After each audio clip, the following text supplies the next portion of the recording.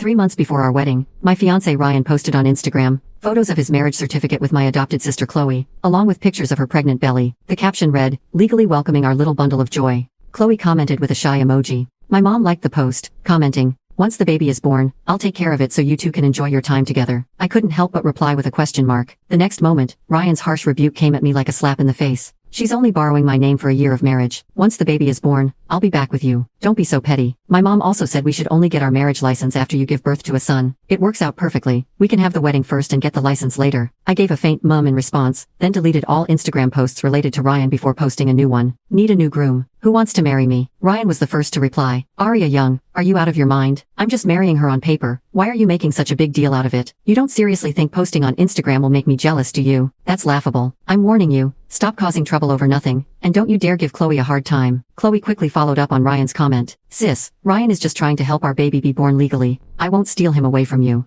After you and Ryan get married, my child can call you mom too."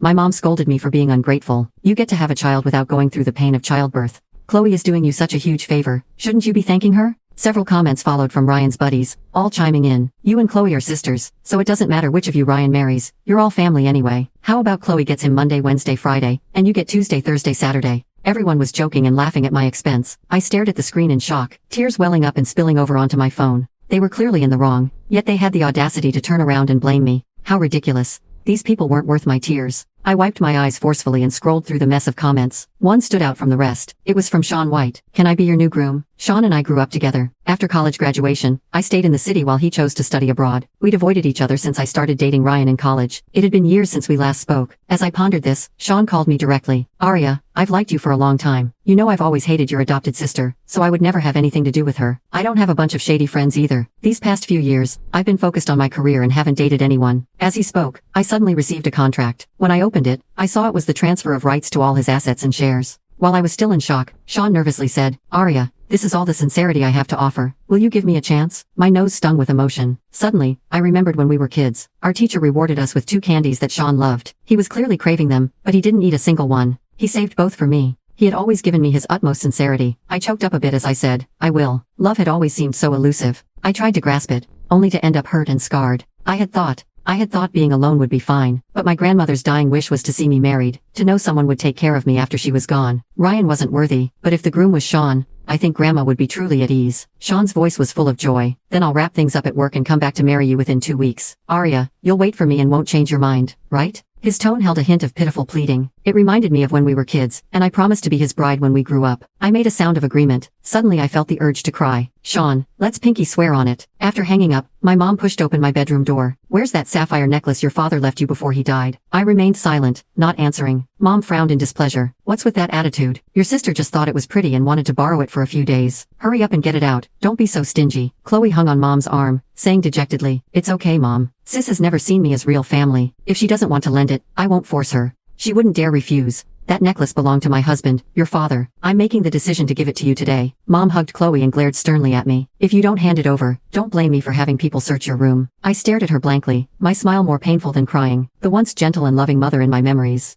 had ultimately transformed into this harsh, scolding face in reality. But I was about to leave this place forever anyway. I no longer had the heart to argue pointlessly with her. Silently, I took the sapphire necklace out of its velvet box and handed it to her. Mom smiled with satisfaction. "That's more like it. Chloe is your sister, so you as the older one should let her have the nice things." After Mom left, Chloe put on the necklace right in front of me. "Sis, don't blame Mom for favoring me. To be honest, this necklace looks better on me anyway, just like how Ryan is more suitable as my boyfriend. What belongs to me, others can never have." Seeing Chloe's smug expression, I didn't say a word. People like her, the more you engage, the more they push it. I picked up my purse and walked past her down the stairs, ignoring her completely. "Ah, sis, why did you push me?" Chloe suddenly darted in front of me, pretending I had shoved her as she stumbled towards the stairs. I may despise her, but I instinctively reached out to grab her. After all, falling down over 20 steps was no joke. "Aria Young, you vicious woman." Ryan violently smacked away my hand that was steadying Chloe's arm. My hand slammed into the railing with a loud thud. The pain instantly brought cold sweat to my brow. "Ryan, thank goodness you came in time, or else I..." Chloe hid in Ryan's arms, her face streaked with tears and fear. "It's okay, don't be scared, I'm here." Ryan stroked Chloe's head, comforting her softly. "I won't let anyone bully you." I looked at my own hand, already bruising and swollen from the impact.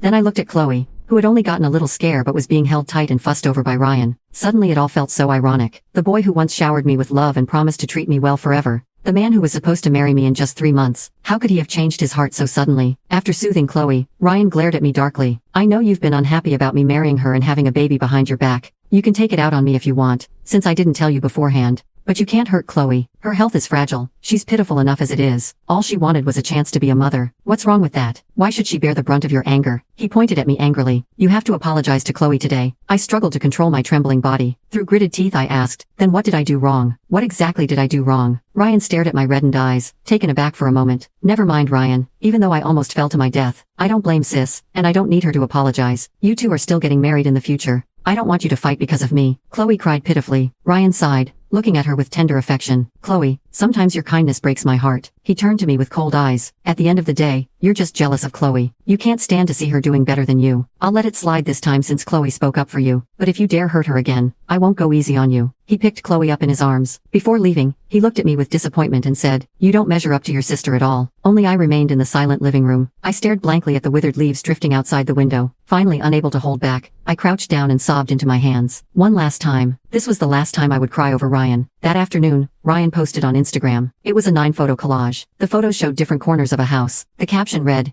every room, every piece of furniture, every decoration here was carefully chosen by me. I just want to give my baby a warm and comfortable home. Many people offered congratulations in the comments. Congrats to Mr. Brown on becoming a father so soon. So you and Arya are having a shotgun wedding. Congratulations. The bride is so lucky to have such a good husband in Ryan. So envious. I wouldn't miss your wedding in 3 months for $1 billion deal. Just as the comment section was buzzing with well wishes, Chloe suddenly chimed in. Please don't misunderstand everyone. This isn't Ryan's marital home. It's my house. The comment section instantly fell into awkward silence. I was the first to break it, posting, "Three's a crowd. I'm out. Wishing you two happiness." With that, I couldn't be bothered to see what else they might say. I directly deleted Ryan and Chloe from my friends list. Within minutes Ryan called me. "Arya Young, have you had enough of this tantrum?" I calmly replied, "I'm not throwing a tantrum." Ryan fumed. "That comment you left on my Instagram was clearly trying to smear dirt on Chloe. Do you have to paint her as the other woman to be satisfied? If you keep slandering her, we can just call off the wedding." I listened to his cold, heartless accusations. My heart is still as dead water, unmoved. Ryan Brown, what makes you think I'd still want someone's sloppy seconds? I hung up the phone. Perhaps the word sloppy seconds stung him. He called me countless times after that. When the calls wouldn't go through, he bombarded me with messages. I ignored them all. In 10 days I would be marrying Sean. These people would all become part of my past. I had hoped to spend the remaining days coexisting peacefully with them, but I never expected Chloe to knock over my father's urn. The ashes scattered on the floor. Not only did she show no remorse, she even let her pet cat urinate on them. Then she looked at me with glee. "Sis, look. The ashes can even be used as kitty litter for my cat." In that moment, the grief and rage I had been suppressing exploded. I snatched up the baseball bat by the door.